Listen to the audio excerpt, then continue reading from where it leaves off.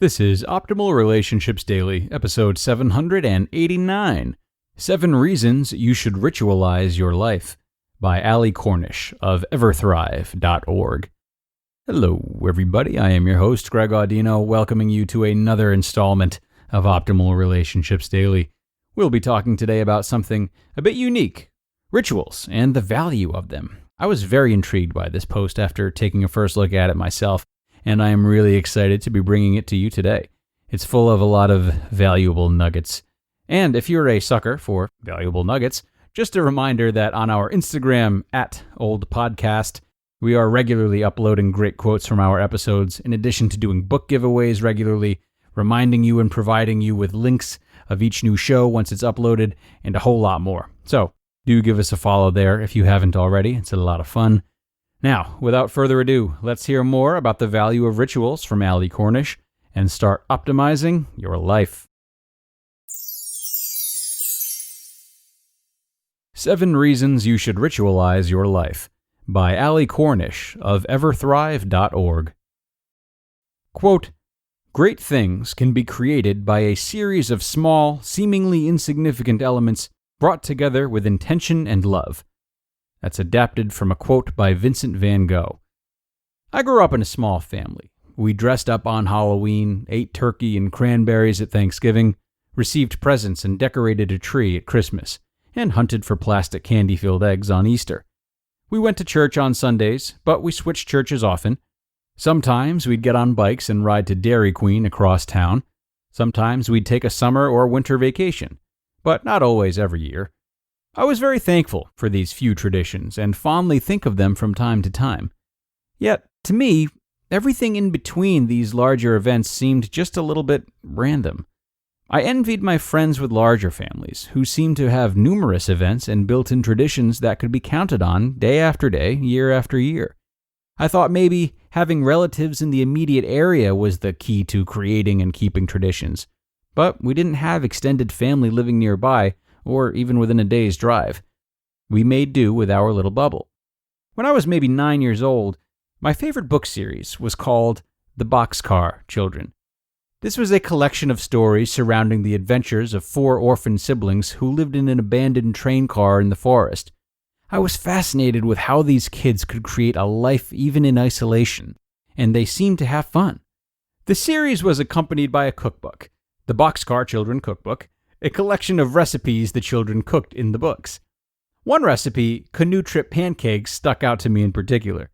It was such an easy recipe and adorably written, so I started making canoe trip pancakes on weekends.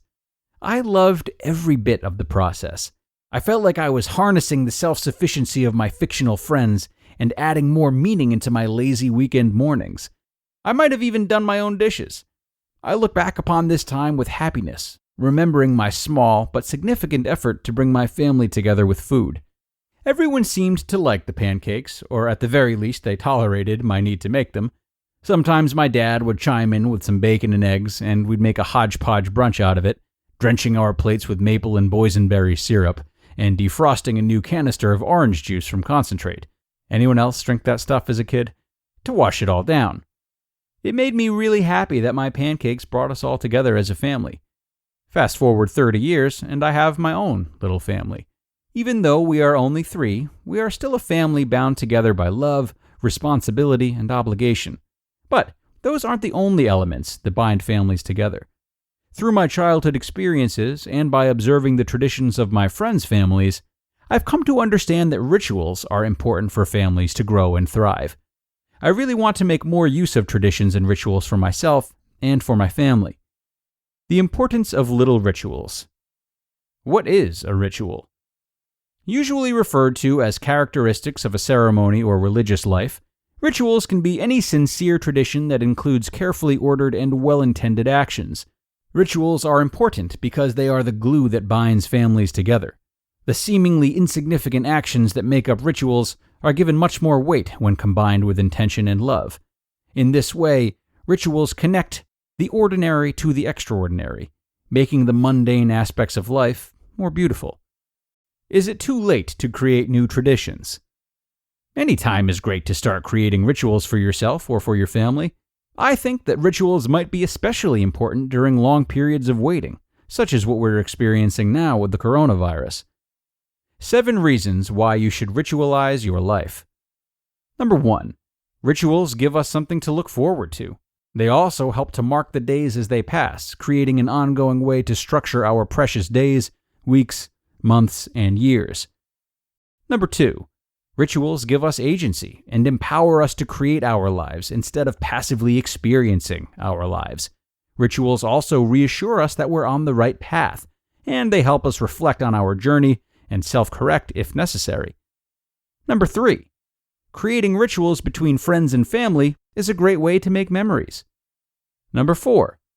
Rituals help with setting expectations, and the repetition of rituals gives us, especially children, a sense of security and belonging, in addition to managing our reactions to changes in time and season. Number 5. Through repeated traditions and rituals just for us, we can increase our personal happiness, satisfaction, and sense of well-being.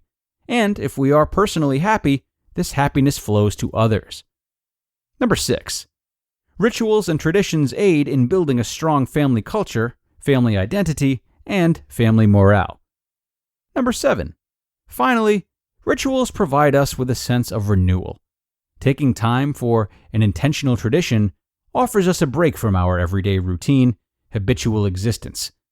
I've heard rituals compared to oases, a figurative place to rest on our life journey. You just listened to the post titled 7 Reasons You Should Ritualize Your Life by Cornish of Everthrive.org. Some really interesting stuff today from Allie. Rituals are something that I truly wish was discussed more. When all is said and done, rituals are the closest living manifestation, I think, we can get of our values. Marriage is a ritual that expresses love. Church is a ritual that expresses religious beliefs. The list goes on to include smaller, more unique things like, family game nights. And these smaller rituals we have are often thought of as less serious because they aren't as widespread as, marriage or church. But they are often truer to the dynamics we have in our own households, and thus should be emphasized more. It's these smaller rituals that are aligned with who we are, and they don't require the bells and whistles that generations past have put on them. Take this as a reminder to hone in on what your values are and aren't, and how specifically you want to express them in a way that is meaningful to you and your tight-knit group, as opposed to everyone else. Do not fall into the trap of engaging in popular rituals out of obligation if they represent things that either don't mean a lot to you or just things you'd rather express your value for in a different way, through a different ritual. That is going to do it for today, everyone. Thank you so much for being here. Go out and enjoy yourselves today, maybe partake in a meaningful ritual or two. I will be back with you for the final post of the week tomorrow. I'll see you all there, where your optimal life awaits.